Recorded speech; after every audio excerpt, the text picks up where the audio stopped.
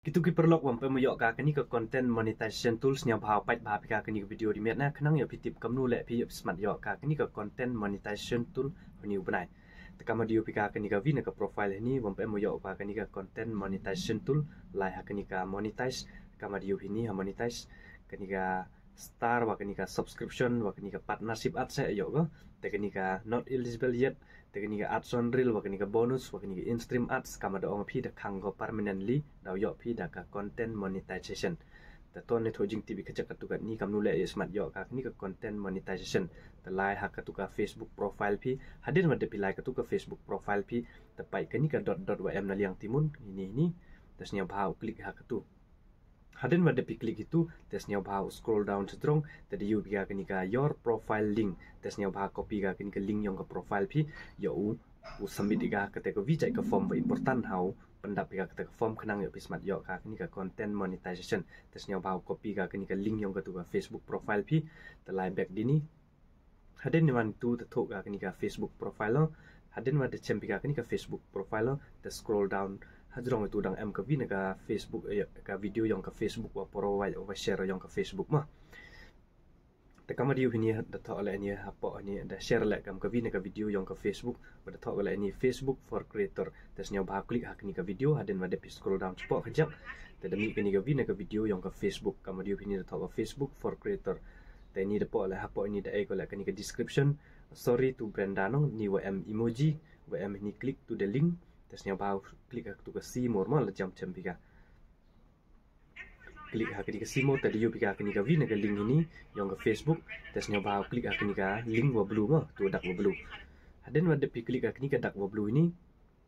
tada wai lek ke vina ka page yang ka content monetization kama dia bini talk of Facebook content monetization beta simplify your earning monetization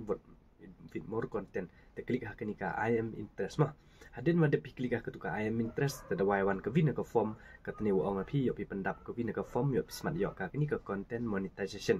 te kini ka de yo bin talk ni jrong Facebook content monetization beta interest form kini ka te ka form ma pha pendap phi khnang yo smart yo ka ni ka content monetization kama de yo bini simplify your earning monetization for more content no teknik te keteni ke link mo pha copy phi yong tu ka Facebook profile phi tesnya bha u klik ha ka Facebook URL de te paste ka ni mah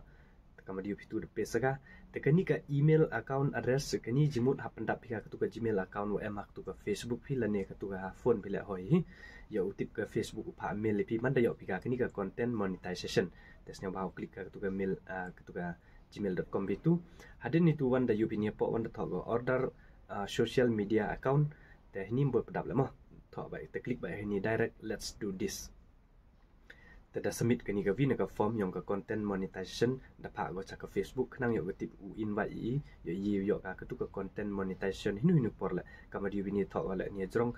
form submitted successfully no thank you for your interest in the Facebook content monetization beta te la kani ka okay kam tu jemut da submit pika kani ka form te langba kani ka form la ji bi yo ka kani hinu por la kani ka content monetization te mohoi u dam pi upload ki video ki reel ki photo ki text post khnang ketela important ba